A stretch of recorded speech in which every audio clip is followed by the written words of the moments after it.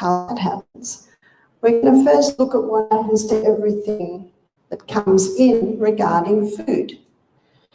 And to look at food, we need to look at probably the most common food group today, which is carbohydrates.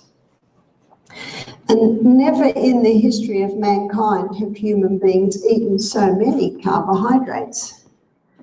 So we'll do a carbohydrate assessment. So what would most Americans have had for breakfast this morning? Cereal. We know there's a whole aisle devoted to cereal, and bread, a whole aisle devoted to bread. It used to be given the name Staff of Life, but unfortunately they can't give it that name anymore. And also cakes, I'll say cakes, etc. Now this takes into consideration cookies, biscuits, cakes, donuts, pastries, all of that. And pasta.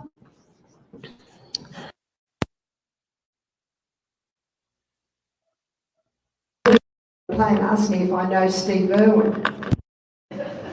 No, I don't. So that's a misconception about pasta and the pizza. They're two high-carb foods, also rice and potatoes. And last and certainly least in nutritive value is the pure crystallized acid extracted from the sugarcane plant. Would you agree with me there that no matter where I go to England, I go to Scotland, I go to the US, definitely Australia, they're high carbohydrate consumers. How did this happen? It's just fast. And don't we have a fast society today? And this food's just there. It's just fast. People are so busy, they just don't have time. Now, in the gastrointestinal tract, all of these foods break down to a singular structure called glucose. That's the main structure. Fruits, they break down to glucose and fructose. You've heard of fructose? So they are the singular molecular structures that now can get into the blood. So glucose and fructose get on the M1 main highway called the portal vein, straight to the project manager. Now the liver is the only organ in the body with fructose receptor sites. And in the liver, the fructose is converted to glucose, and then it's glucose that gets sent to the cell. Have you heard of fatty liver? Let me explain fatty liver. It is common that alcoholics get fatty liver, but we're seeing people with fatty liver today who don't even drink alcohol. A lot of breads today are sweetened with high fructose corn syrup. In fact, this top list here, right, so that would be all the wheat products and the cereals, high fructose corn syrup. Why do they use high fructose corn syrup? It's just cheap. It's the cheapest sweetener. And a lot of people see it on the label, high, that doesn't mean much. Fructose, oh, that sounds like fruit. Syrup, fruit syrup. So a lot of people don't realise it's danger, though there is an awareness coming around. So let's say someone has bread for breakfast and maybe a croissant and a muffin, all sweetened with high fructose corn syrup. And maybe they put some jam, do you call it? I think you call it jelly. We call it jam on top of that, and then they have a glass of orange juice, which they think should be healthy, but just about all juices are sweetened with sugar, and sugar breaks down to fructose and glucose. And of course, in the orange juice, there's lots of fructose. Can you see what's happening here? What's happening to the fructose level in that meal? It's going up, up, up. And so breaks down in the gastrointestinal tract, the glucose and the fructose go to the liver. The liver cannot convert it all to glucose. There's just too much overload. And so some of it is stored as fat. There's your fatty liver. So how can you recover from fatty liver? It's quite simple. Don't eat anything with high fructose corn syrup. Get those levels right down. That's quite easy. Now, once the glucose goes into the blood, goes on the portal vein straight to the liver, the project manager, it determines where the glucose goes. And the first place it'll send the glucose is to the cell. That's the number one place it gets sent. So let's go to the cell. We went to the cell last night, and we'll be going to the cell nearly every day. Do you remember what I called it? I called it the CBD of the human body. It's the inside working of the cell. To understand how the body works is paramount to understand how it heals. So let's have a look. The glucose goes in, and it goes in under the action of insulin, and we'll be pursuing that a little bit more on Thursday night when we look at diabetes. So the glucose goes in, and it goes through a 20-step pathway. And the 20-step pathway gives us 2 units of energy. Isn't that why we eat? To get energy. It's an amazing process. The food gets broken down in the gut, the glucose gets absorbed, goes to the liver sends it to the cell to be burnt as fuel, whether it be an eye cell or a brain cell or a pancreatic cell. Now, the end result of the 20-step pathway is a chemical form of glucose called pyruvate. Pyruvate, as the chemical form of glucose, gets fed into the powerhouse. Now, it's called the powerhouse of the cell because it delivers 36 units of energy. So how come a 20-step pathway only gives us 2 units, and how come an 8-step pathway gives us 36? The difference is oxygen. This pathway uses oxygen. This pathway uses no oxygen. So this pathway produces its energy by the process of fermentation. When I was 18, because in Australia you can't get your license till you're 18. I've just been in Minnesota driving with my 16-year-old granddaughters who were driving at 16. Well, we never had anything like that.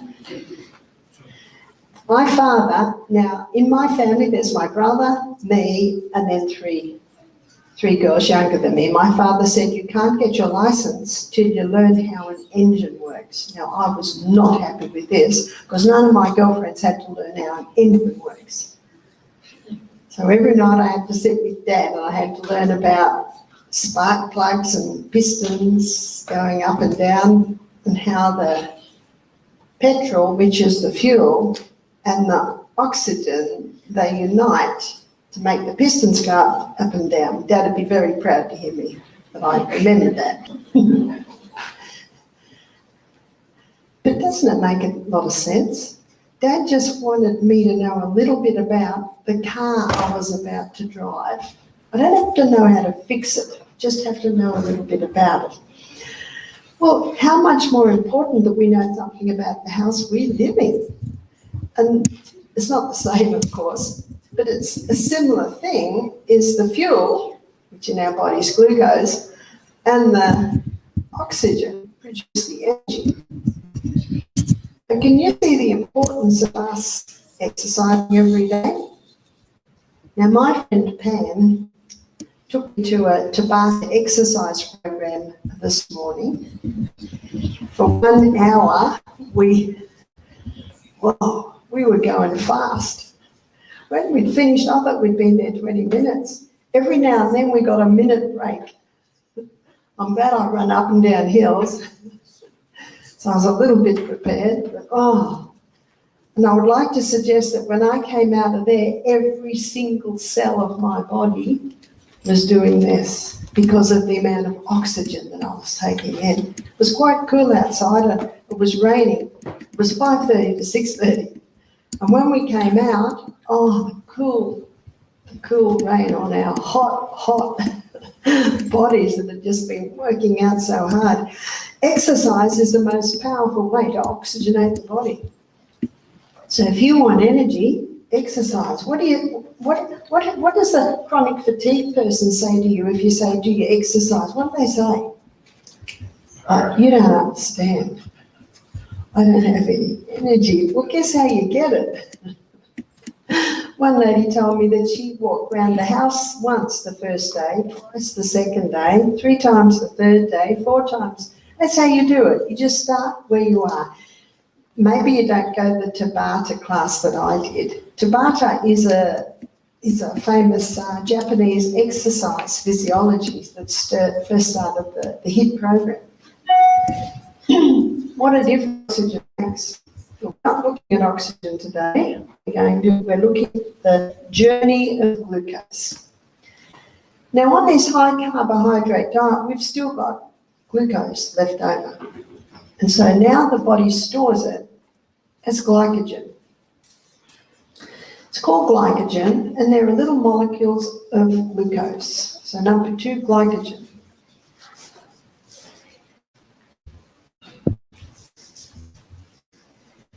Yesterday, I ate breakfast like a king. I ate lunch like a queen about 2 o'clock, and I didn't eat again till 8 o'clock this morning. So how and where did I get the energy to do that intense workout? It was my glycogen stores. It's an amazing process. But we've still got glucose left over. And so now the body stores it in the most amazing fuel depot in the human body, in the fat stores. And on this high carbohydrate diet, what's happening to Americans and Australians, and most people around the world, they're getting bigger and bigger and bigger.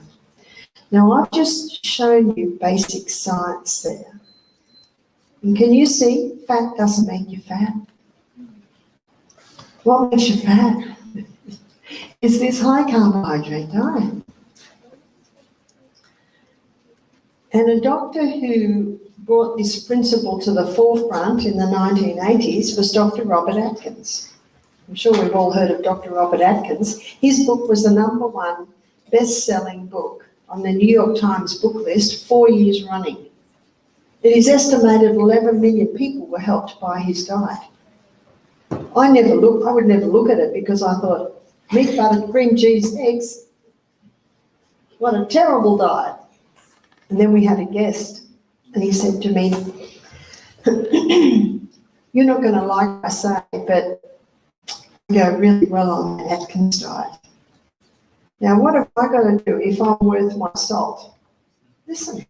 Is that right? I've got to listen. Isn't it annoying when you go to a professional for help and they won't listen to you? Listen. I said, oh. He said, when I go off the Atkins diet, I go down. Now, you know what I wanted to know? Why? Why does this man go so well on the Atkins diet? It's against everything I teach. So I sort of put a bit of a program together for it, and what I call the vegan Atkins diet. So instead of a lot of meat, butter, cream, cheese, eggs, we did legumes, nuts, seeds. It's the first time I'd ever done it. And I thought about it. Still thinking about it, weeks later. And then another guest came who had a problem. And it was on the second day of fasting, he called me. I said, what's the matter? He said, I'm feeling terrible. I've got a headache, I feel nauseous. He said, it's just as if my body's screaming out at me, protein. I need protein. I said, okay. Because remember, what have I got to do? Listen. So I quickly went down, got some protein powders, soy milk, coconut cream, a few things like that, blended it, gave it to him. Saw him about an hour later, he said, thank you. It's made all the difference. But I was puzzled. Why? Why did he respond to protein? He was only 44, but he'd had a lot of exposure to chemicals in his life. I still didn't understand it. There's a psalm, Psalm 32, verse 8, where God says, I will instruct thee and teach thee in the way that thou shalt go. And as you hear my story, you can see that God was leading me. He was breaking down my prejudices, which I definitely had against Atkins. I'm a vegan, as if I'm interested in such a diet. And about a month after that, I'm staying in a friend's house. And I'm staying in the study, fold-down bed. And I woke up in the morning and there's the bookcase at the end, and I'm just looking at the book because I love reading. And there it was almost jumping out of me, Dr. Atkins' new revolutionary diet. I picked it up. I could not put it down. It's one of the most fascinating books I've read. His science was correct. Let me show you how he came at his diet. He said, I was putting on weight and I knew my science. I knew that carbohydrates store as fat. So he came up with a theory that if he stopped all his carbohydrates, his body would start living on one. The fat. That's what this is. There's the fat cell. So, what did he eat? Lots of vegetables. Most people don't know that. He discovered that these vegetables were an essential nutrient. The high fibre. It's one of the highest fibre vegetables. He had a lot of protein. Butter, cream, cheese, eggs, we know it well. We've all heard it. If you haven't read the book, we've heard it. So he was eating a lot of fibre in the vegetables, a lot of protein in the meat, butter, cream, cheese, eggs, which also includes quite a bit of fat. Now, the weight just fell off him. Why? Well, he's not eating the quick-release glucose stores. So his liver can convert the fat cells back to glucose. It's called gluconeogenesis, creating glucose from the fat stores. And if we're not having the carbohydrates, the liver can convert our protein and our fat to glucose. So he had lots of energy. His cells were getting their fuel. Weight was just falling off him, and he was never hungry. How many people on a weight loss diet have a rice cake and half a grapefruit for breakfast, 2 rice cakes and a slice of tomato and no fat cheese? I don't know, it must be plastic if it's got no fat in it, that cheese. After 3 days, they just say, get out of my way, I'm gonna eat. Well, on this diet, he was never hungry. You see, there are 3 foods that keep the food in the stomach longer.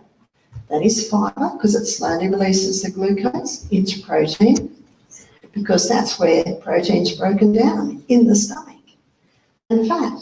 Fat coats the food so that it slowly releases the glucose. And that's good news, because it takes 3.5 to 4 hours to digest a meal. And as a mother, I wasn't interested in being in the kitchen all day long. I wanted to feed my kids and get out of there. I got work to do. Feed them lunch and then out of there. Easy way to parent.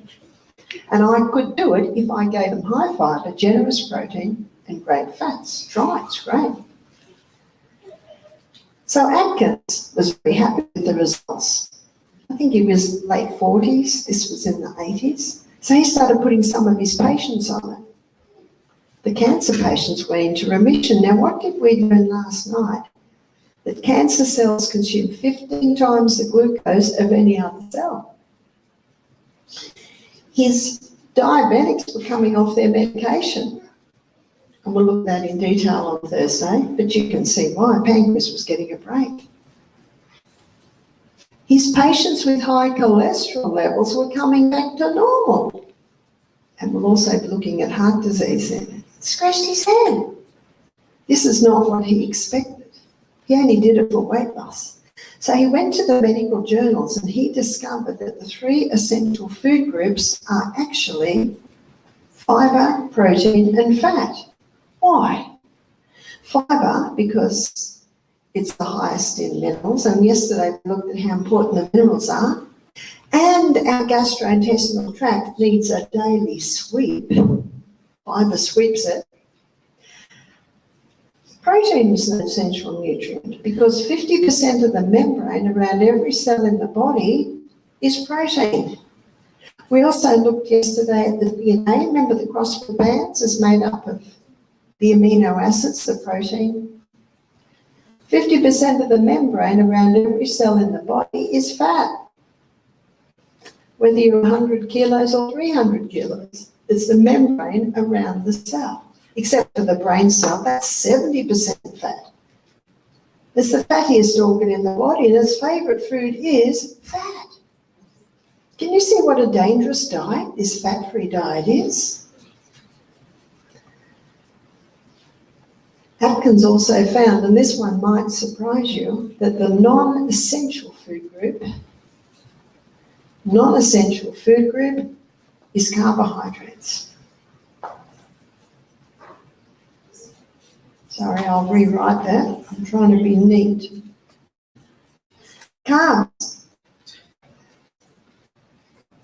Do you know what that means? You can actually live without one dot of carbs. But let me very quickly define things here. Carbohydrates are not bad. What a relief how we love them. They're not bad. Of course they're not bad. But they're only a problem if they're overdone and refined. And surely in this high carbohydrate diet, that's what's happening. Isn't that true? They're overdone and refined. Then you look at how many people are eating today, they're missing out on the 3 essentials and they're overdoing their non-essential. Don't make much sense, does it?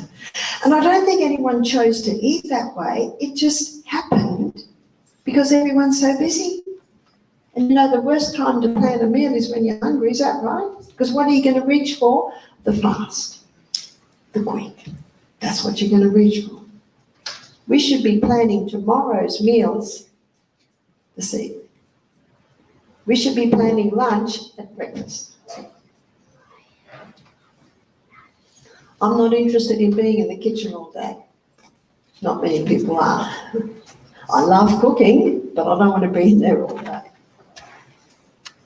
I climb mountains in the morning, jump in the creek, back in the house at 6:30, and we're eating at 7. At lunchtime, we eat lunch at 1:30 usually. I'm in the kitchen at 12. If I'm having beans, they might have been slowly cooking all morning, so we eat slow cookers are great.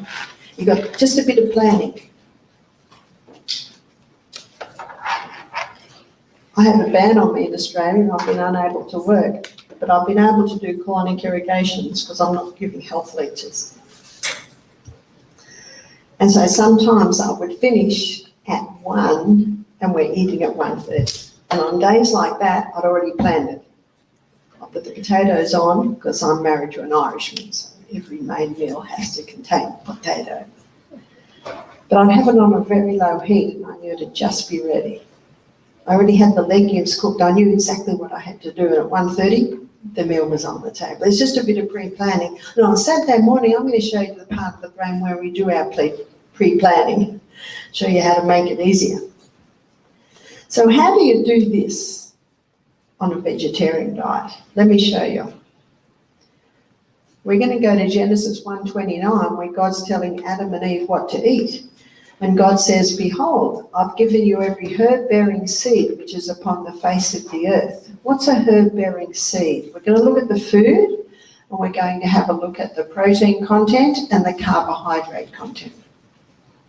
A herb-bearing seed is a grain. A herb-bearing seed is a legume. A herb-bearing seed is a seed. So let's have a look at the grain. So with grains, you've got wheat, rye, barley, oats, amaranth, buckwheat, quinoa, so many grains. They are high in carbohydrate and high in protein. They're high in both. How many on our carbohydrate list are from the grain department? So we've got grain. The majority is from the grain section. But there is one section that is made of one grain. What's that? That's your cereal, your bread, your cakes, your pasta, your pizza. And if we go into cakes, we've got the cookies and the biscuits and the donuts and the croissants and the muffins. And unfortunately, in the 1950s, That wheat was hybridized. Did you know that? The structure was changed. And the structure that was created in the hybridization process, so they had a plant with a high yield of grain, it changed that starch structure. And that's why you hear so many gluten intolerant people today. I've got a friend who's a doctor. She said, I've been a doctor for 40 years. 40 years ago, you never heard of it. 20 years ago, you hardly ever heard of it, just a little bit. What about today? Do you ever wonder why? Well, one of the main reasons is, there's two main reasons. People now are just overdoing the wheat, and the wheat's been changed. And it's very difficult for the gut to digest. They're some of the main reasons. But there are so many grains. I don't think God ever meant us to eat one. Well, what about a legume? What are your legumes? Lima beans, black-eyed peas, lentils, chickpeas, lima beans, cannellini beans, kidney beans, soy, so many legumes. They're high in protein and they are medium to low in carbohydrate.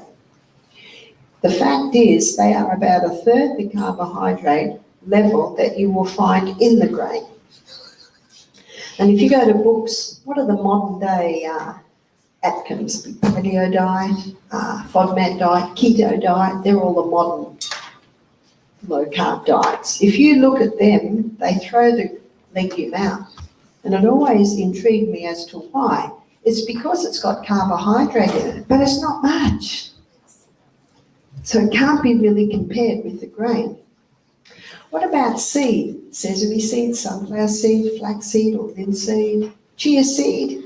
Did I say pumpkin? High in protein, low in carbohydrate. So God said, behold, I've given you every herb-bearing seed which is upon the face of the earth, and every tree, in the which of the tree is a fruit-bearing seed. What's a fruit-bearing seed?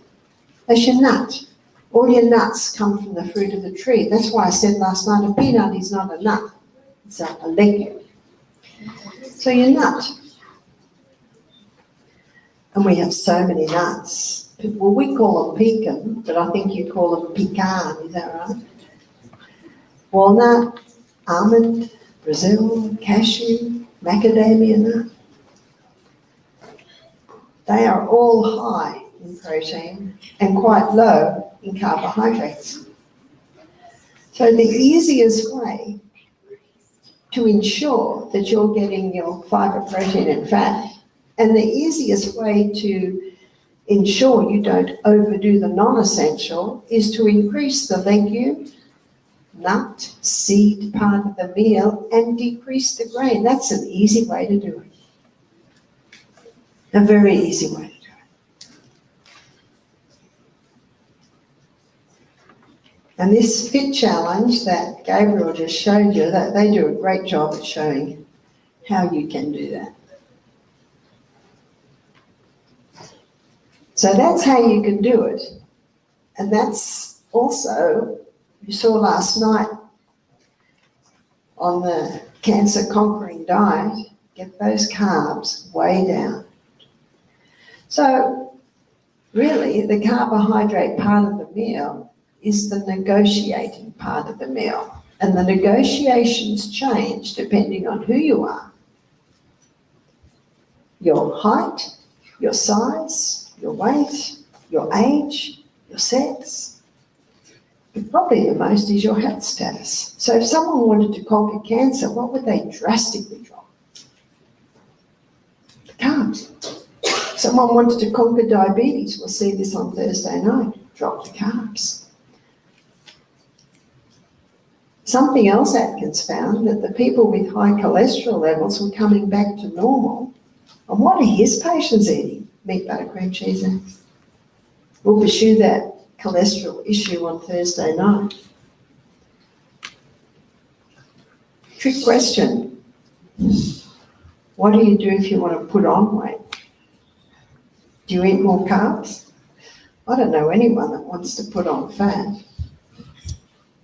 You just ensure you're eating sufficient fibre, proteins and fats. We have found on this diet that we we serve at our health retreat, and the health retreat, it's called Living Springs in Roanoke, Alabama. And another one that I frequent is Eden Valley at Colorado. Both of those retreats run our program now. And this is a common feedback we get. Overweight people lose it, underweight put it on, the right weight stay the same. So that's an indication that this is a balanced diet that suits all. But what happens to your liver when it gets environmental poisons coming in? Because it's the sieve, because it's the front line, the more poisons that go in, the harder it is for it. So if an environmental poison comes in, which is fairly nasty, the liver wraps it up in fat and stores it. So I'm going to give you a scenario of what happens on the first 2 days at our retreat, or the first 2 days if you take up this challenge. The people are on juices, and we're not giving enough glucose to run on. And so the liver starts breaking down some of the fat stores to give the glucose. And something else a little bit more sinister is being released. Do you remember all through our lives, our fat-soluble toxins are stored in the fat cells? You go to the health retreat, you go on a fast, you start breaking down the fat stores, and the fat-soluble toxins are once again released. This explains why when a person's on a juice fast, they often have a very bad breath, or the body odor can be quite bad, or what they're releasing in the toilet can be quite bad. It's the fat-soluble toxins that are being released. But the body cannot release a fat-soluble toxin. It has to be broken down to a water-soluble state. And the liver will do that in 3 stages. So when a person begins the detox, phase 1 begins. And in phase 1, the liver takes this fat-soluble toxin, sorry, that's back to front, takes the fat-soluble toxin and breaks it down to a metabolite. So what's a metabolite? Metabolite is the first stage of metabolism. This metabolite is sometimes 100 times more toxic than it originally was. That is the case with alcohol. When alcohol is broken down in the liver, it creates a neurotoxin, incredibly toxic. This metabolite creates a lot of free radicals, and free radicals damage the tissues. This metabolite is highly volatile. So looking at this, you might state, what is the liver doing? It's just created something worse than it originally was. Well, it's a process. And when we're cleaning out the kitchen cupboards, the kitchen looks 100 times messier than when we started. When you're cleaning out the garden shed, same thing, is that right? Looks 100 times messier. So it's a process. And your liver has certain needs at this stage. Your liver needs antioxidants. And antioxidants are free radical scavengers. So what are your most potent antioxidants? The most potent antioxidants are beta-carotene. Beta-carotene is found in your orange and your green coloured vegetables. Vitamin C. Ascorbic acid is not vitamin C. So when you buy vitamin C, it's important to buy ascorbic acid with bioflavonoids. That's how it's found in plants. So vitamin C and vitamin E. Vitamin E is a fat-soluble vitamin. And that's why juicing, when you're fasting, is so important, so that you provide these antioxidants as your body breaks down the fat-soluble toxins. Minerals are always important. And so minerals are supplied also in your juices. Now, within 36 hours of beginning a detox program, phase 2 kicks in. So now we're at phase 2. So what happens in phase 2? In phase 2, the liver takes this toxic metabolite and joins it together with amino acids.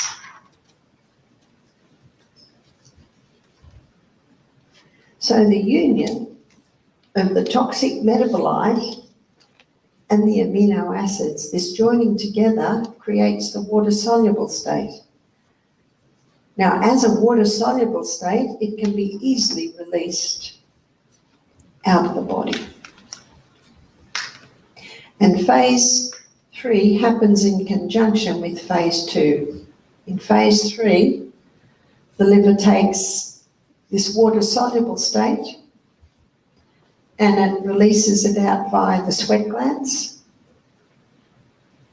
It releases it out via the kidneys in the urine, and it releases it out via the colon. And that's why your organs of elimination are so important to keep running. How do you keep them running? Keep well hydrated, exercise. We got a very good sweat up this morning in our workout. At our retreats, we always have a steam sauna where every afternoon the guests are in that sweat tent where they're sweating a lot. When you give your body the right conditions, up to 70% of body waste can be eliminated out via the sweat glands. In fact, sometimes it's called the third kidney. When the kidneys go down, use the skin and get the waste out of there. There are 4 main organs of elimination, and that's your skin, your kidneys, your colon, and also your lungs. But the most waste is coming out of these 3. This information I've given you tonight has only been known since early 2000. It's only been understood how the liver detoxifies us from environmental poisons. And when you consider that we are exposed to 100,000 new chemicals every year, it is vital that we give our liver the right conditions so it can be detoxifying us. You might have heard of intermittent fasting.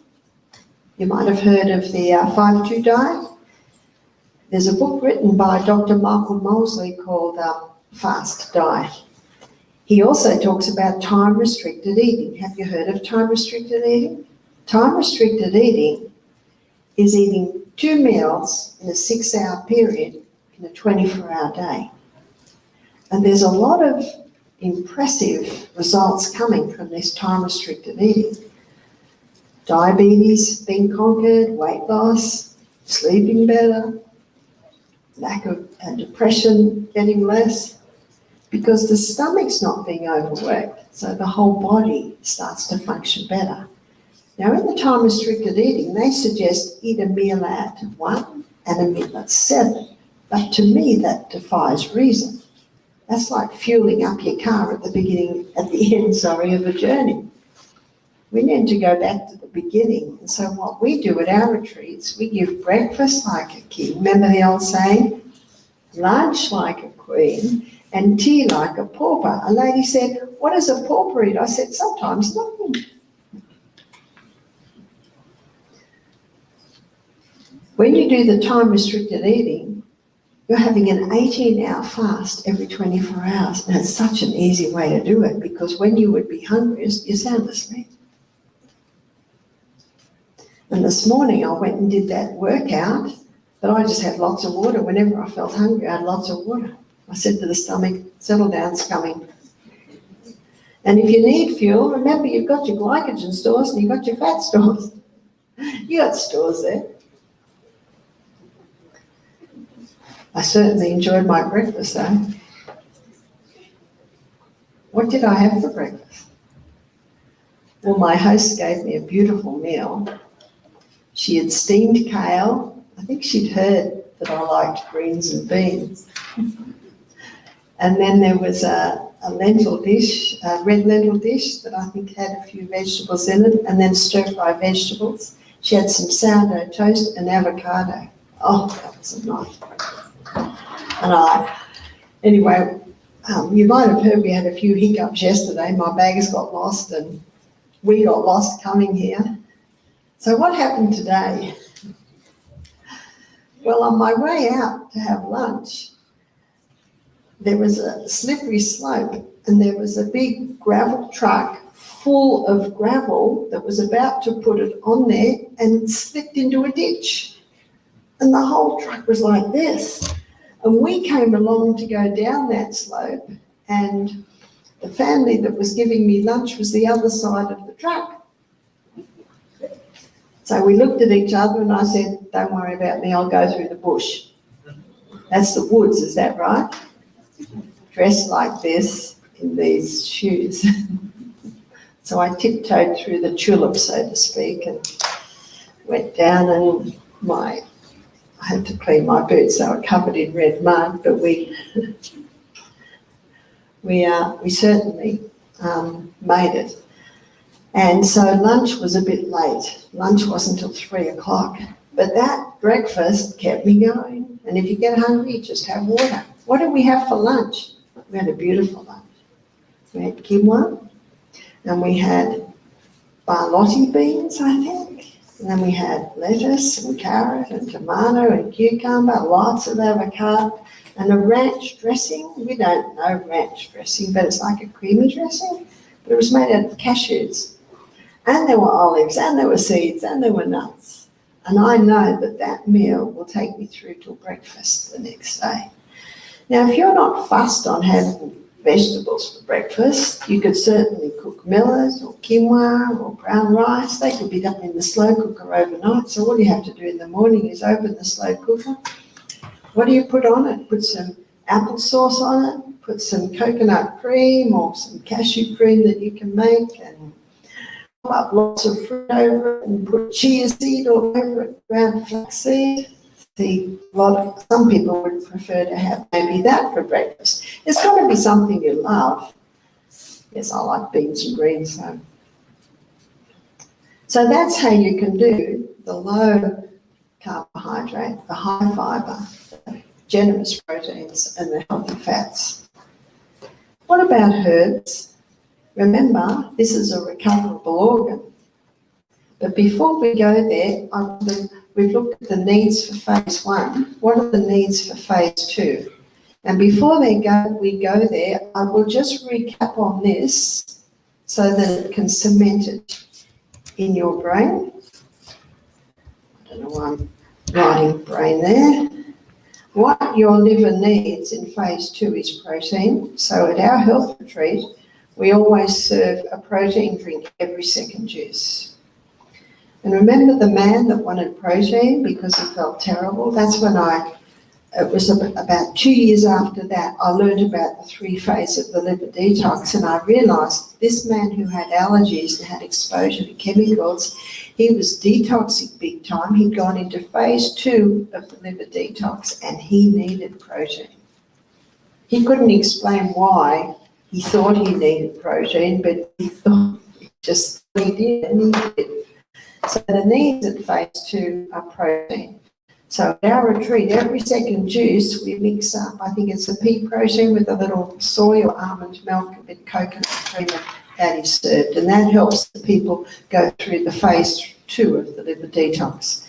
People can get away with not having protein if they've never had exposure to chemicals, but there's hardly anyone in that place today.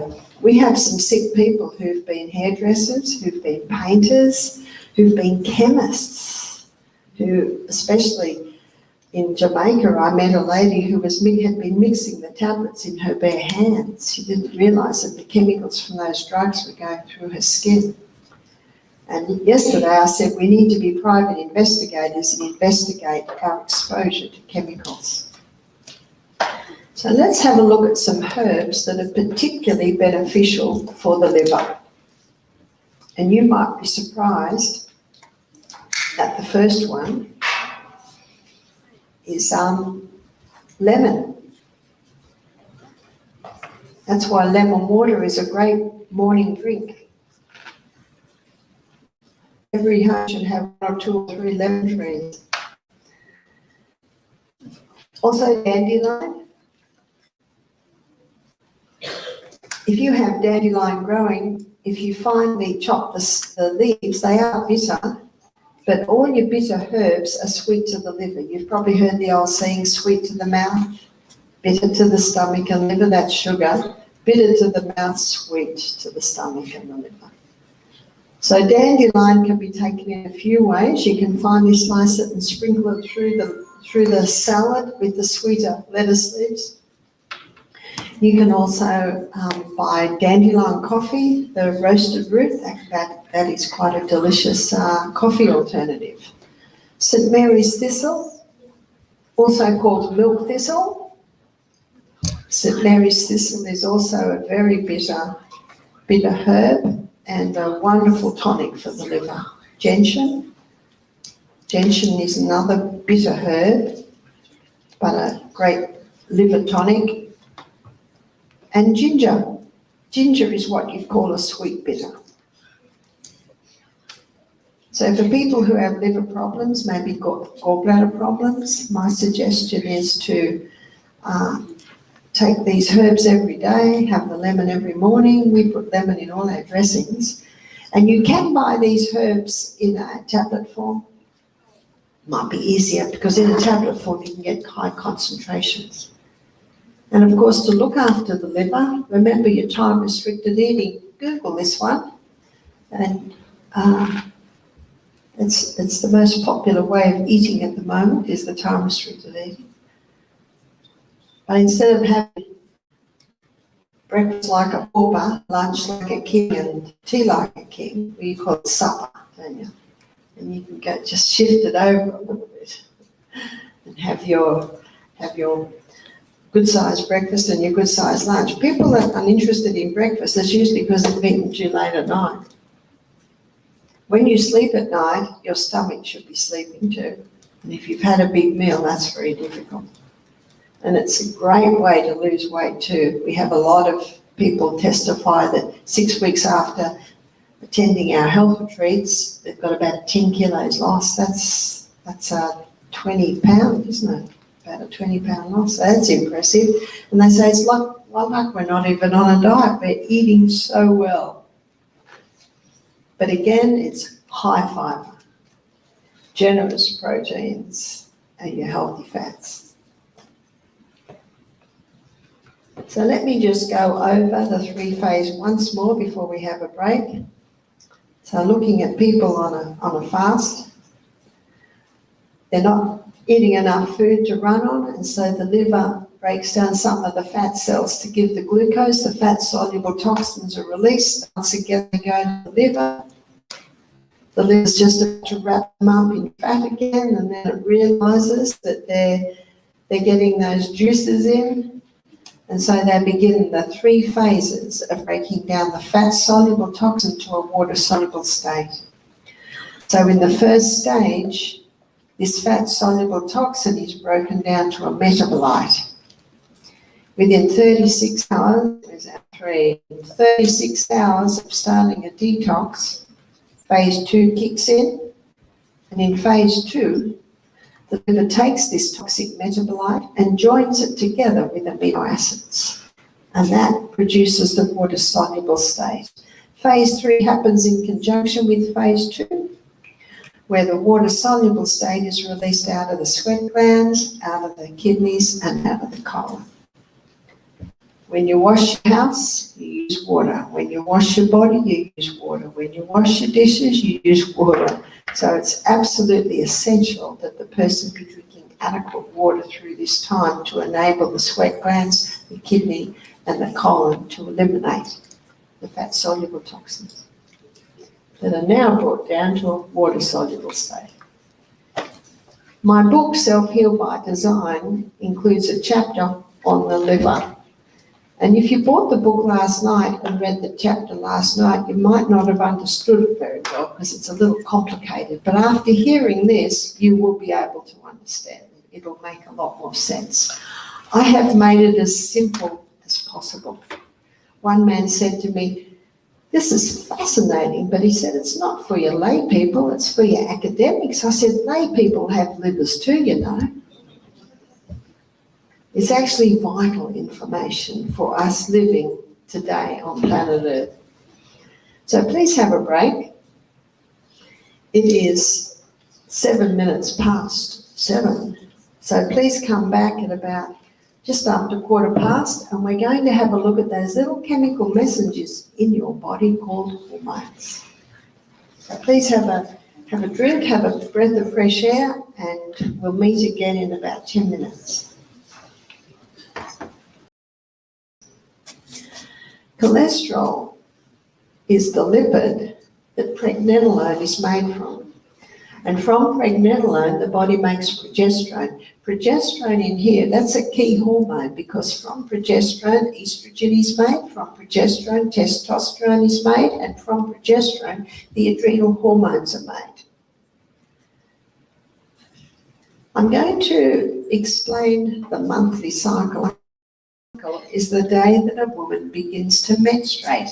And day 1 of the monthly cycle, progesterone levels are low. So progesterone's backstage, so to speak.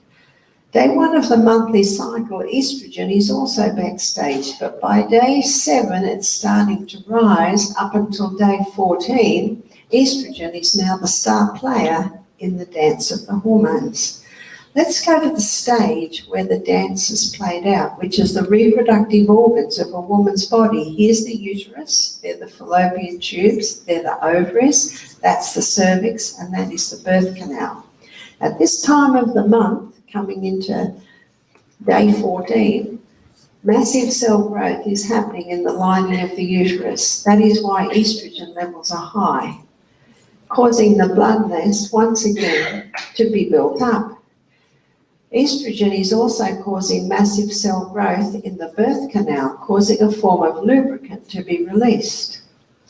Estrogen is also causing massive cell growth in the ovaries, causing an egg to develop.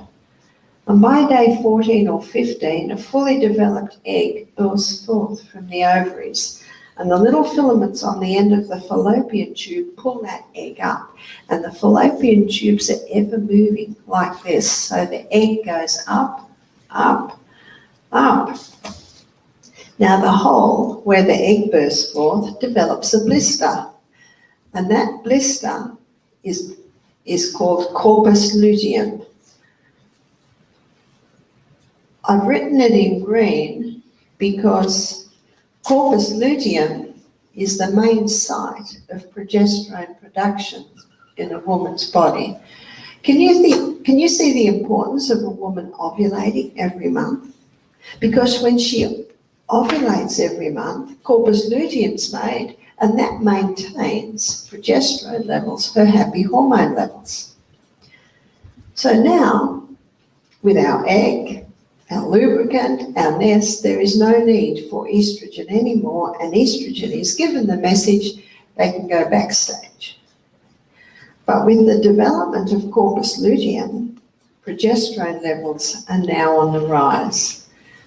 So by day 14, so we're going into our third week. Going into our third week of the monthly cycle, progesterone levels rise, causing a woman's mood to rise to the point of increasing her sexual desire at this time of the month.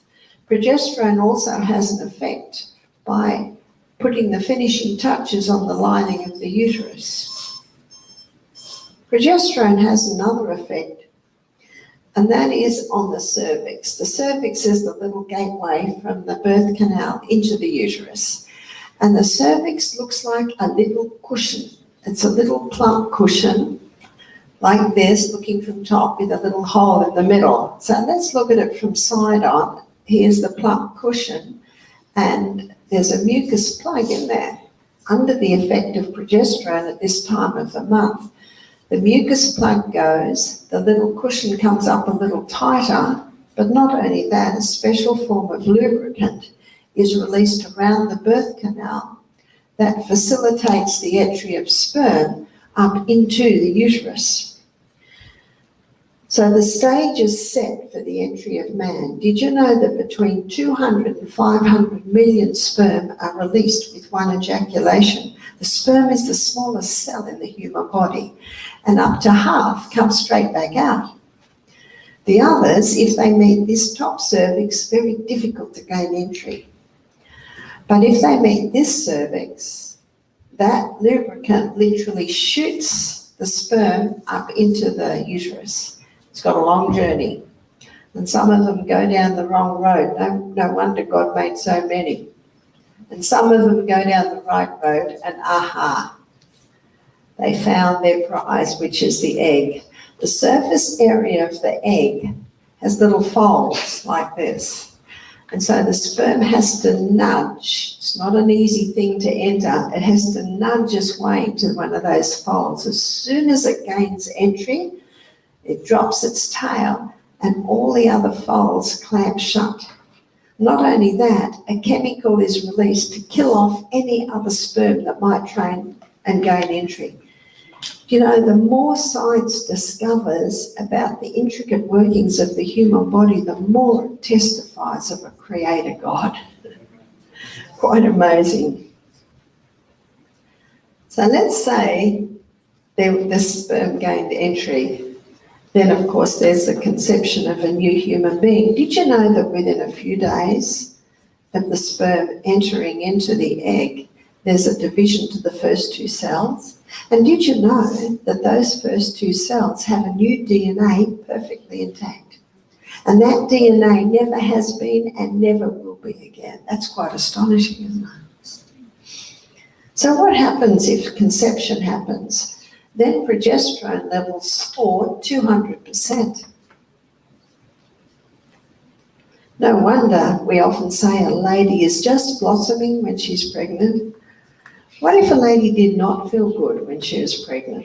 You would have to investigate why that is so, but it possibly could be that for some reason she's lacking in progesterone, and we'll look at why that may be in a minute. There's only one progesterone, but there is a family of estrogens. There's estrone, and estrone is called E1, and it has strong cell proliferator action. There's estradiol, and it is E2, and it has strong cell proliferator action. But estriol is a delicate estrogen, and it's estriol levels that rise in pregnancy. Well, over here with pregnancy.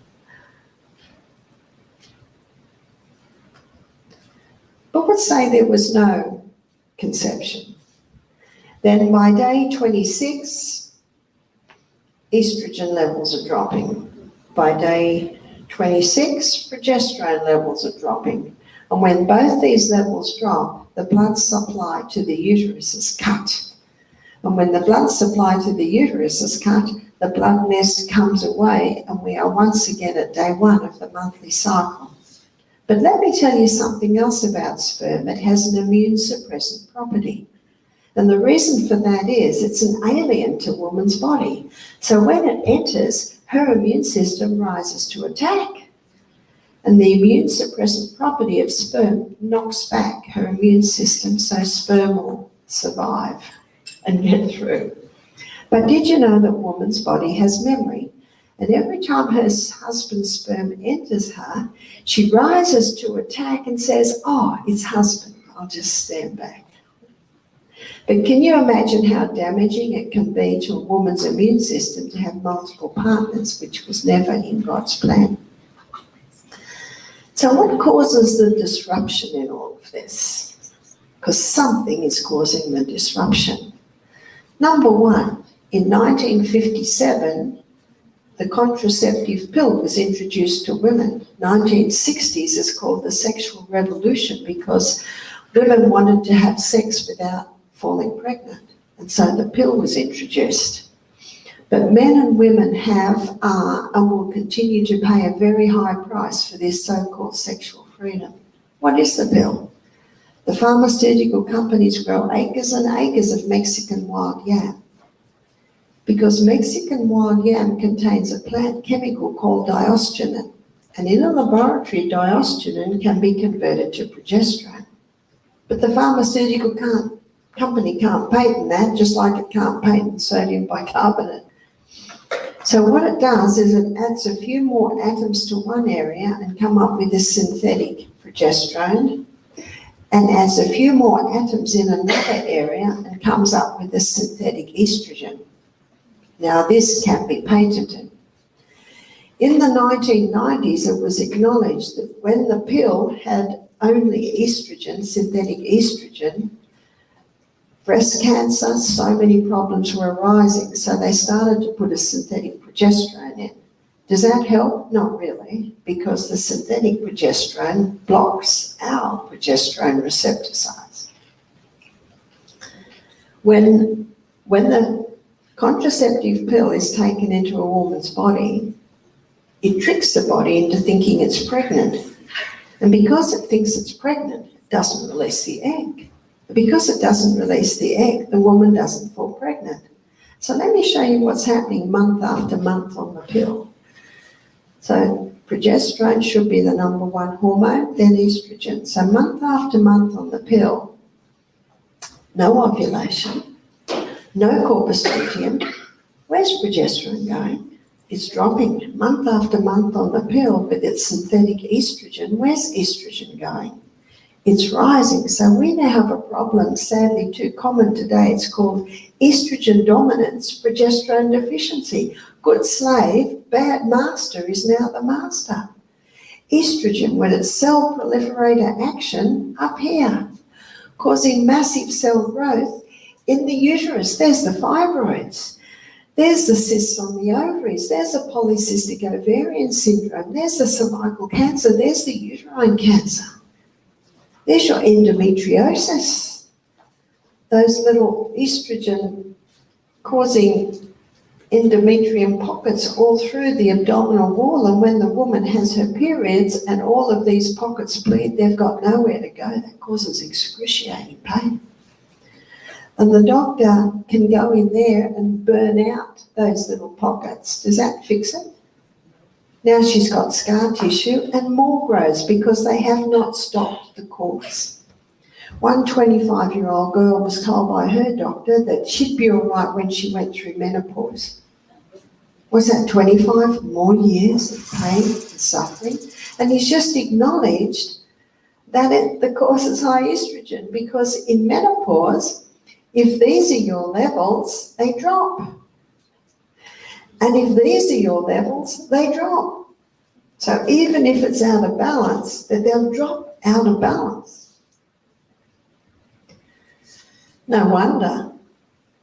One writer said men and women are and will continue to pay a very high price for the so-called sexual freedom. And the high estrogen opposes thyroid function. So now many women that were on the pill when they were younger are now showing thyroid problems. By the way, where's progesterone? Way down here. How does the woman feel the week before her periods? You don't want to be in her house. She'll bite your head off. I said to one lady, do you get premenstrual tension? She said, no, I just hate my husband for a week every month. She's got it.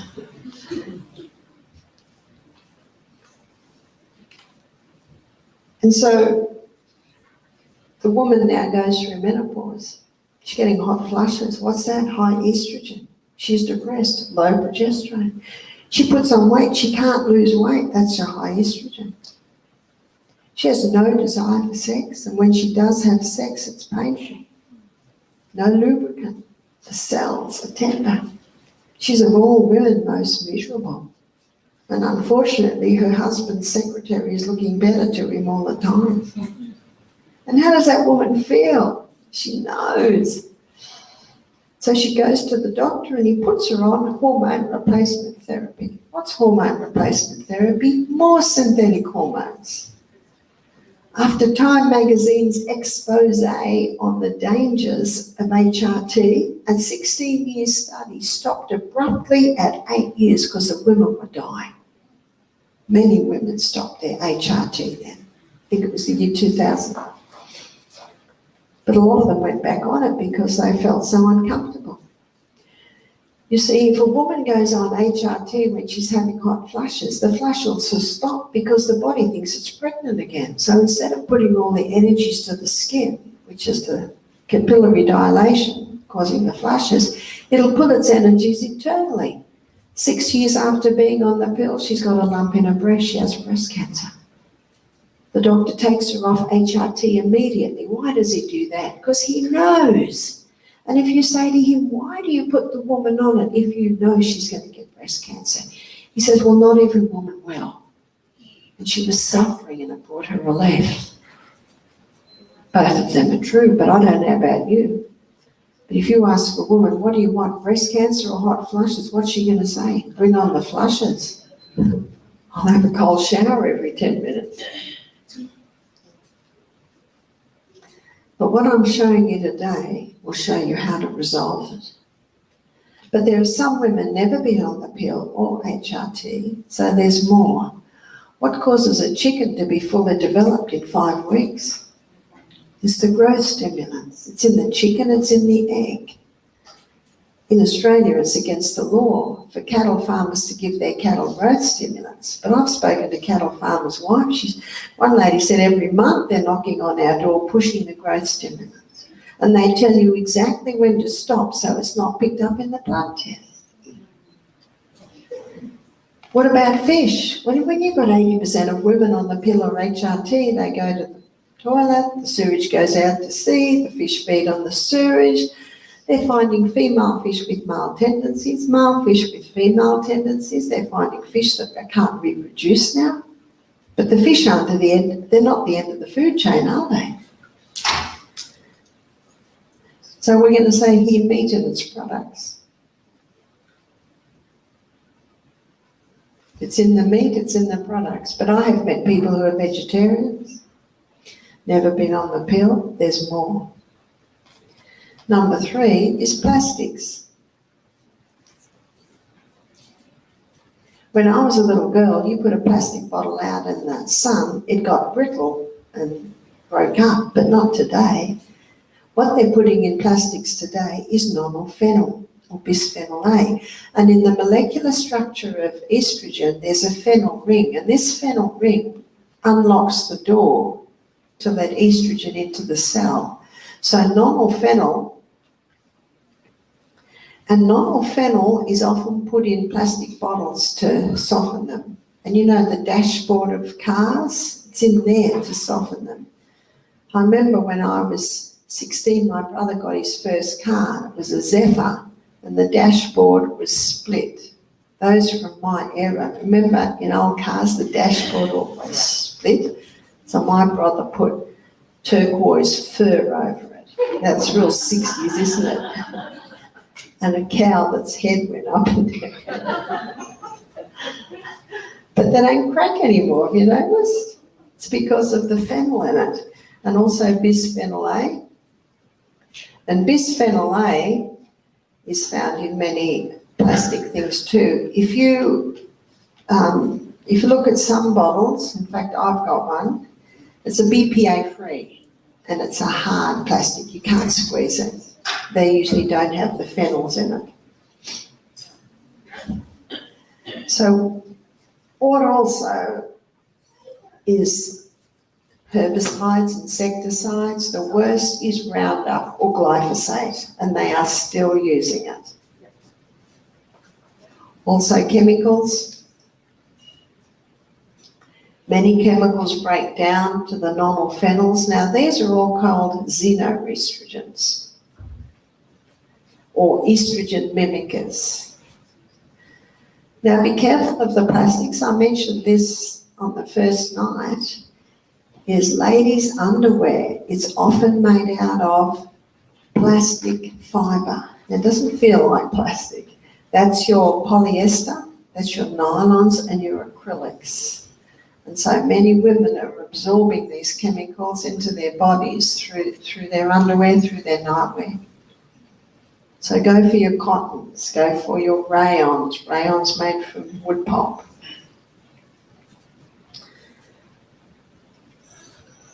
What about soy? Have you read or heard that if you have breast cancer or prostate cancer, you shouldn't have soy. Well, let me show you the soy issue. Here are 3 cells, and each cell has an estrogen receptor site on it. The xenoestrogens are about 20,000 times stronger than human estrogens, so they're huge. So how big is the human estrogen? The human estrogen just sits in the receptor site like that, but it is 20,000 times stronger than plant. So how big's the plant estrogen? It's a tiny little thing that just slips into the lining of the receptor site. So where do you find your plant estrogens? That's in your soy, that's in your red clovers and some of your greens. Do we really need to fear the soy? Which one do we need to fear the most? It's the xeno. Now the soybean grown in America today is called Roundup Ready because it's been genetically modified to resist Roundup. And a farmer told me this, he said 5 times before market it's sprayed. So this is 5 doses of the chemical estrogens. That soybean will increase breast cancer. That soybean will interfere with thyroid function. That soybean will boost prostate problems. A friend of mine did a thesis on soy, and when people ask her, this is the answer she gives. She says, God made soybean good, man mucked it up, end of story. So when you buy soy, just make sure it's organic, because if it's organic, it will not be genetically modified. So how do we turn this around? And by the way, these 3 xenoestrogens are all very similar to estradiol and estrone. They have that strong cell proliferator action. So how do we turn this around? Number 1, eliminate. If you don't turn the tap off, you're still going to be mopping up in the other corner. Eliminate the pill. So how are we going to get natural birth control? Well, sex is not, sex should be 2 parts. I believe the lady's role is to know when she's ovulating, and her body will give her 3 signs. One sign is her temperature will change. So she takes her temperature as soon as she gets out of bed every morning. And she will find, or before she gets out of bed, she will find that her temperature will do this, and then it'll drop, and then it'll go up onto a higher plane. Now, when that happens, that's her sign that she's begun to ovulate. I visited my daughter in Tasmania a few weeks before I left Australia, and she showed me that she's got an app on her phone now. And she puts the temperature every day into the phone, and it tells her safe, unsafe. So temperature is 1. The other sign is that the vaginal mucus changes. So when estrogen's high, it's not as profuse and it's white. When progesterone's high, it's more profuse, clear and stringy. So that's another sign. The 3rd sign is that her cervix changes. So it's as simple as testing the cervix every day. At first, the lady's got nothing to compare it to, but as she tests it every day, as the weeks and months go by, she starts to see the changes, and she will find that she most likely will ovulate in this week here. And the signs allow her to define it. So when she is in the 2nd week, she can say to her husband, I'm safe. In the 3rd week, she can say, I'm unsafe. And in the 4th week, I'm safe. I'm just guessing here, but these signs will allow her to define it. But it's usually around that time. So when she is unsafe, then her husband masters the art of withdrawal, or he wears a condom. I read an article about Italian men, how they prided themselves in not getting their women pregnant by mastering the art of withdrawal. I really liked to hear that, because so often in society today, the lady has to go on the pill, or the lady has to have an IUD, or the lady has to take some measure or have her tubes tied. And on the man's side, they are having vasectomy. but they still do not know the full effect of cutting those tubes and the link between prostate problems later on. Eliminate HRT. What you'll hear tonight, you will not need HRT anymore. Eliminate meat and its products. If you really want to eat meat, it has to be organic. I myself choose to be a vegetarian. I think it's impossible to totally eliminate plastic, but do as much as you can. Try and keep your food in glass or in ceramic or in stainless steel. And particularly ladies, I think most men's underwear is cotton and t-shirts, undershirts, but it's more ladies who love the pretty things where the fabric is usually a chemical fabric. And go for your organics. It's really not hard with shops like Sprouts and Trader Joe's to go organics. I think Costco's, they have organic sections now. And get the chemicals out of your home so you can do much to protect not only yourself, but also your family, your grandchildren. If someone has a baby, for the present, buy them a wooden rattle. Do you call them rattles? Those little things. And a rubber, you call it pacifier, we call it a dummy. You can get rubber ones, they're about $15, but what's the health of your child worth? And also you can get, you call them diapers, we call them nappies, diapers, made out of starch. You can get disposable ones made out of starch, but a lot of parents now have gone back to cloth. I went to cloth nappies, or cloth diapers. So there's your eliminate. So number one is turning off the tap. Number two, your liver is designed to eliminate excess estrogen, and it'll do it down one of two pathways. So one pathway is the hydroxy 2 pathway. Now, if the liver sends the estrogen down the hydroxy 2 pathway, it's out. That's the one we want. But there's another pathway called the hydroxy 16 pathway. And if it goes down there, it comes back in 100 times worse. So we don't want that one. So what I'm going to do here is I'm going to list some herbs and some foods that stimulate, we'll call it highway, stimulate highway 2, inhibit highway 16. And what is the cabbage family? The cabbage family contain indoles. And indoles stimulate highway 2 and inhibit highway 16.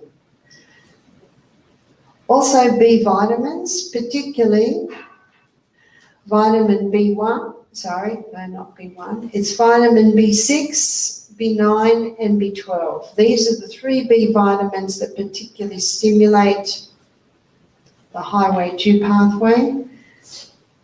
Licorice, if you've got high blood pressure, forget this one because it can pop it up a bit. Flaxseed. Flaxseed contains lignans, and lignans stimulate highway 2 and inhibit highway 16.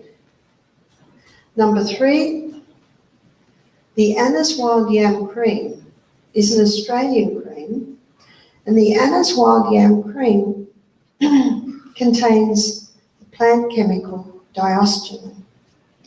And when it's applied to the skin, that diosgenin stimulates this pathway that your body uses to make progesterone.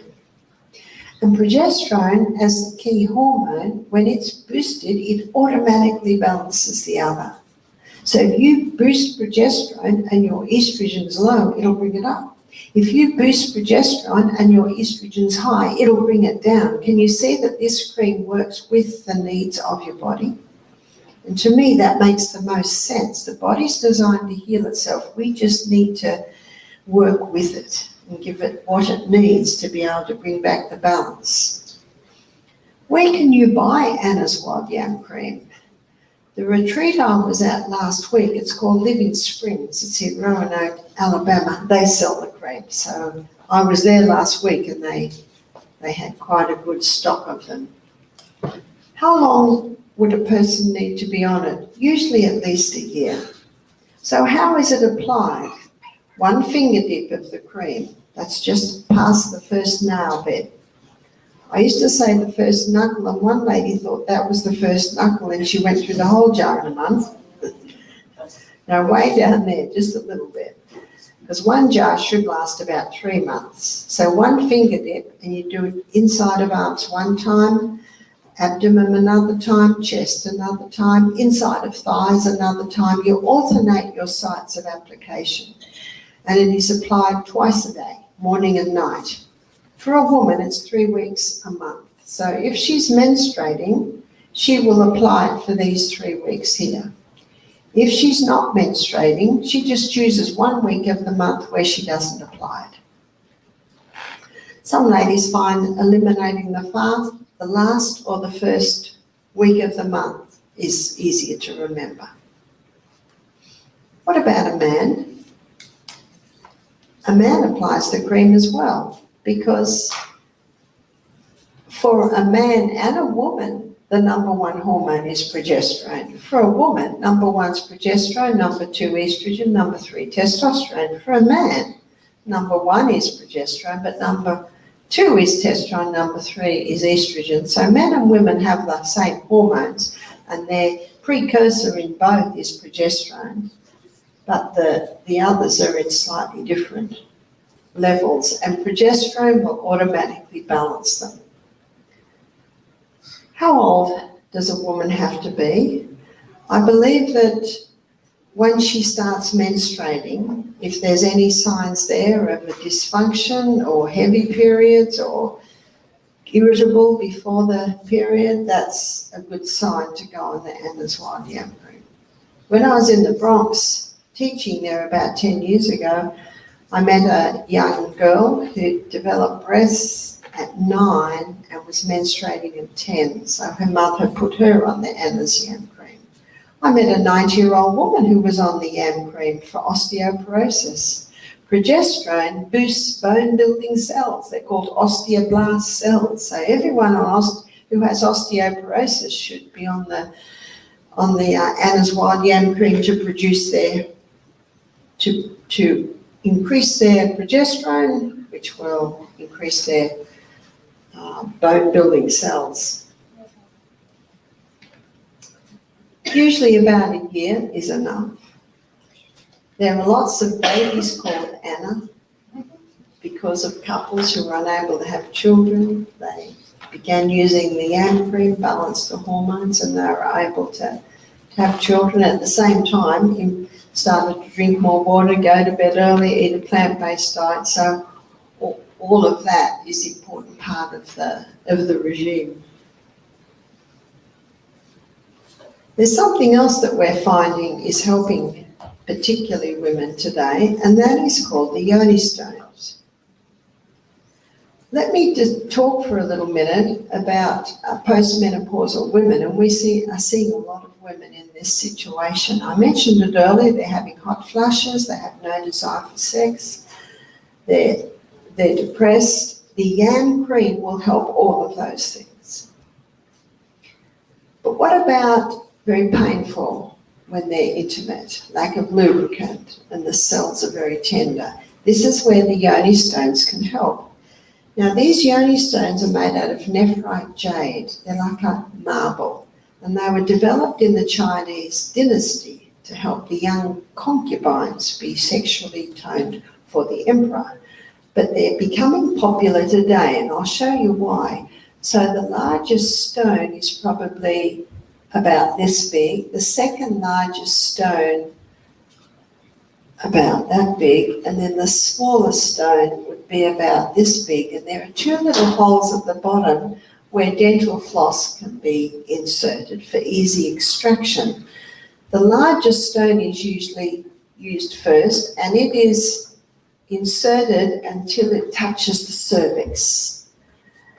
Now, when a woman is using this stone, she wears it for 1 hour a day for the first week, 2 hours a day for the second week, 3 hours a day for the third week, 4 hours a day for the fourth week, and 5 hours a day for the fifth week. Then she continues wearing the stone for 5 hours a day for about 6 months. By then, her pelvic girdle is strong. The blood supply to the area has increased because of the action of her pelvic girdle holding that stone. Then she can go to the middle-sized stone, and she might wear that 5 hours a day for about 6 months. And then she can go to the smaller stone. One lady said that when she finished the larger stone, her 35-year-old daughter said, "Can I have the stone now? Can I try it?" What are the effects? Well, let me draw the pelvic girdle for you. So here's the pelvic girdle stretched out. It's what it looks like. And here's the belly button, and there's the coccyx. And here is the anus, the vagina, and the urethra. So this is a muscular floor, the pelvic girdle. So there's the muscles, but around all the orifices, there's muscle. There's rings of muscles. It's just all muscle. And unfortunately, because we're ever being drawn down by gravity, when the pelvic floor loses its tone, women can get incontinent, women can have prolapses, because it's the muscles that hold it up. But when the muscles have lost their tone, they can't hold it up anymore. And I'll tell you the story of my daughter's midwife. My daughters had home births, and their midwives told them this story. This lady was about 53 and she had a vaginal prolapse. That's when the uterus drops right down to the entrance of the vagina. She went to the doctor and he said he could stitch it and use mesh. You've heard of the mesh that they use? There are many court cases pending at the moment about the damage done from the mesh. But the problem isn't the mesh, and the problem isn't the doctor. The doctor can't stitch it up without mesh because there's no muscle tone. What is he to do? What's the problem? The problem is education. Women should be keeping their bodies strong and fit and well nourished, and they should be doing this every day. Got that? Every day. If you can't do that, start by putting your back against the wall and start sitting like that for 5-10 minutes a day and then build up to it. It strengthens that whole pelvic girdle. And in countries where women squat a lot, they don't quite have the problem. So squatting is one way to strengthen it, but internally, this stone will strengthen it. So I'll tell you what happened with this midwife. She Googled prolapse because she didn't like the sound of the mesh or the operation. And she discovered the yoni stones. She sent away for them. In Australia, we have to send to America for them. I think they cost her $130, but it's an investment for life. She started to wear them as I just described. She went back to the doctor 3 months later. He said, "I cannot understand what's happening, but you no longer have a prolapse." See, it's just muscle strength, and muscle knows no age. Whether you're 9 or 90, you can have strong muscles. My off-sider, Amelia, she worked with me for 5 years and she got married. She had an app on her phone, 2 80-year-old women. One 80-year-old woman was hunched over with a walking stick, overweight, and the other 80-year-old woman, she just had a crop top on and track pants, and you could count her abs. And she was standing there, both 80. And then my off-sider had 2 words written under it: "You choose." You choose. We should be exercising every day to keep this body fit. So rebounding, push-ups, squatting all strengthens our pelvic girdle, and the yoni stone strengthens it from the inside. I've had several women testify to me that after 3 months of wearing the yoni stone, being intimate with their husband is no longer a painful experience. What happens is that as you hold the stone, the blood supply increases to the area, which means the blood is feeding the glands that produce the lubricant, and the glands begin producing the lubricant again. Because of holding the stone and the blood supply is increased to the area, the blood is nourishing the cells that line the birth canal. So being intimate is no longer painful. So as you can see, these are becoming quite popular. I was explaining this at our health retreat about 18 months ago, 2 years ago, and we had 2 women in the program who both in their 50s had had prolapses, both had the mesh stitch, both times it didn't work. Then they had to go through the terrible discomfort of still having the prolapse with added mesh and waiting until they could be operated on to take the whole uterus out. And when they heard this, they said, if only we'd known. If only we'd known. So if you think $130 is expensive, how much is the operation? And it's not just even the cost of the operation, it's the cost of your life, it's the cost of your health. And those stones are a heritage that you can give your daughters and your granddaughters with the message is keep that body strong and healthy, and so that we can enjoy our latter years. The 5th one, and we will be touching on this a bit more in Thursday, Friday's presentation, is the 8 laws of health. The 8 laws of health are keeping well hydrated, making sure you're breathing in fresh air, having daily sunshine, stopping all the stimulants, going to bed early, exercising every day, eating a plant-based diet, drinking adequate water, and trusting in God, who gave you this amazing body with an inbuilt ability to heal itself. Tomorrow is going to be some practical. Now tomorrow is Wednesday, is that right?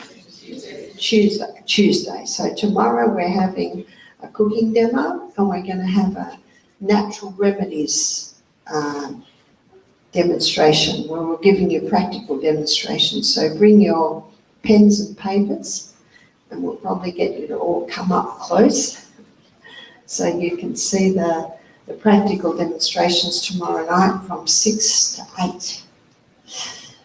And is it right we have another raffle tonight, Gabriel? Aha. Barbara, is this information in your book?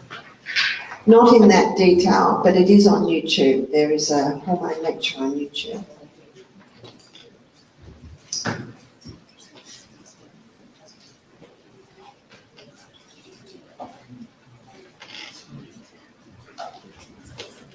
Yes? Do you have a YouTube channel? Is that where you can get? You can just Google Barbara O'Neill and things come up. All right, so our first book is Healthful Living.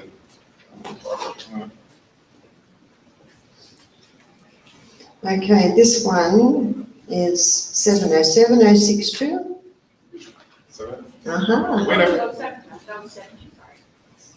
062. 307062. Oh, There you go. Our next book is actually Barbara's book, Self-Heal by Design.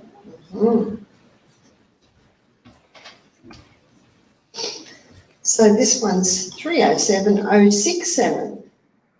That's me. Uh-huh.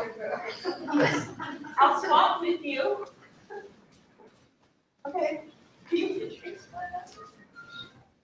Is that the green one? Yeah. Yeah. I just got it. Here, I'll swap. She can have this one and I'll Oh, well, that's a good deal for all. There you go. And the last book, it is Encyclopedia of Natural Remedies Encyclopedia, which is a good book. It gives you all the remedies that you need. Okay, this one is 307071. You gotta be kidding me. Oh my gosh. Did you just remember what I said? Oh my gosh. So you guys, I said I needed to pray because I wanted that book. oh, very expensive. And that's, oh my gosh. Wow, quicker than lightning are our prayers answered. Oh, wow. That's it for tonight. Tomorrow night, we'll do another round. Okay, thank you. Thank you.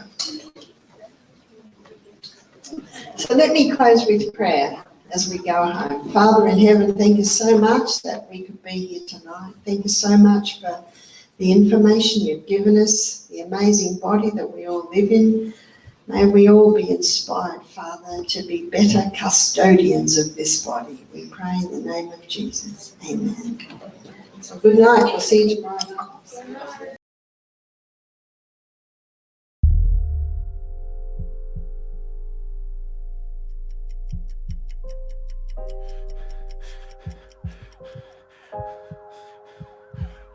About 83 Americans die from heart disease and stroke every hour. 88 million adults in the U.S. are pre-diabetic, and more than 84% of them don't even know they have it. At least 2.8 million adults die each year as a result of being overweight or obese.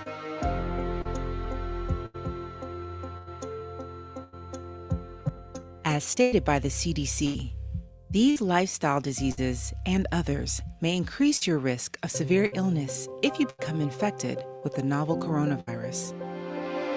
Are you a slave to medications and recurring doctor's visits?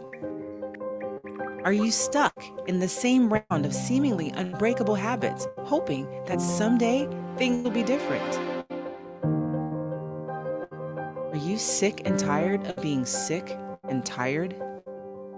Do you want out?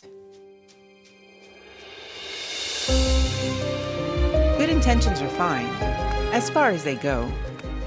But you will eventually have to make the choice to take a chance, or your life will never change.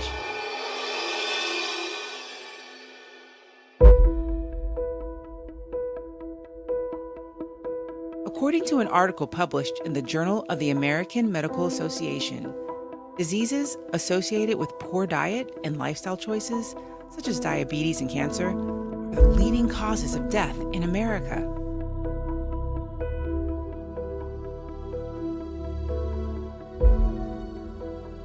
Are you ready to choose to change?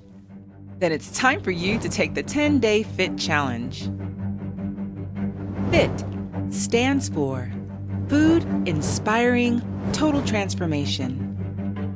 Scientific studies have made it clear that a whole food, plant-based diet, like the one we will provide for you, can boost the immune system, fortifying your body against infectious diseases, including viruses.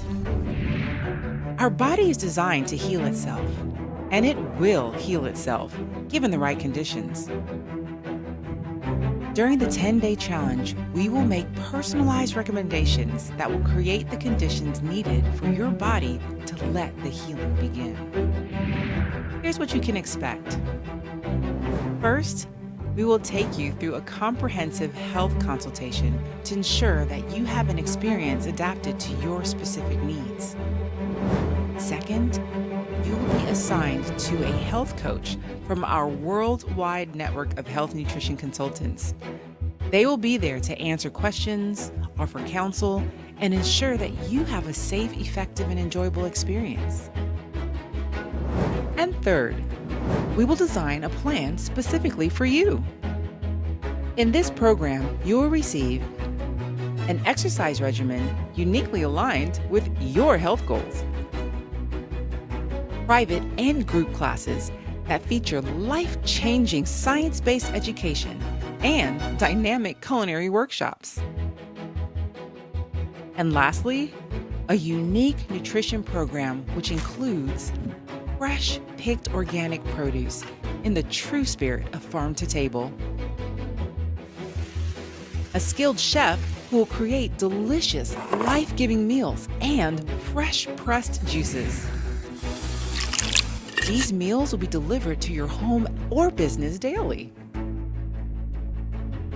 Besides bringing you daily meals, we will also take a trip with you to the grocery store, where you will learn how to analyze food labels as well as pick the best produce for your future meal plans.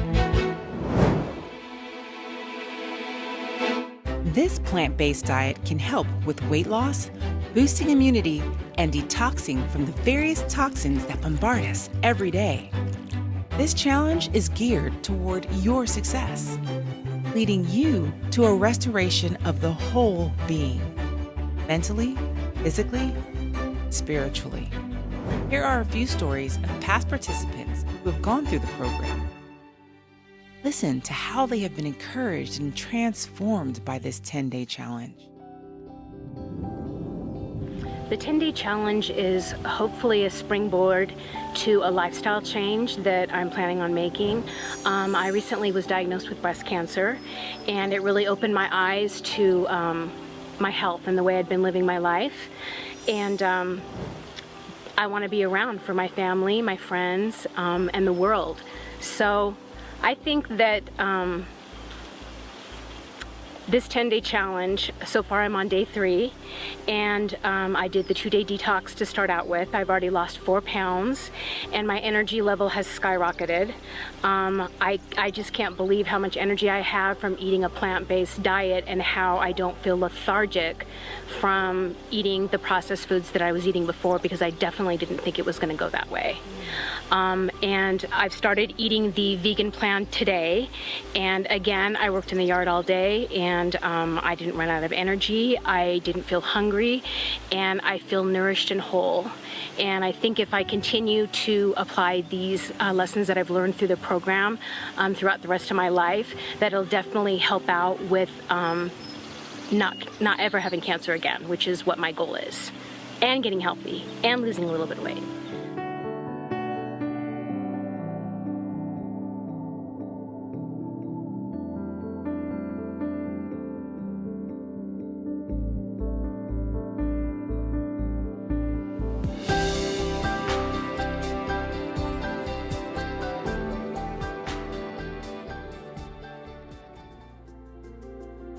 To find out more about the 10-day challenge or to sign up for the next program, contact us today.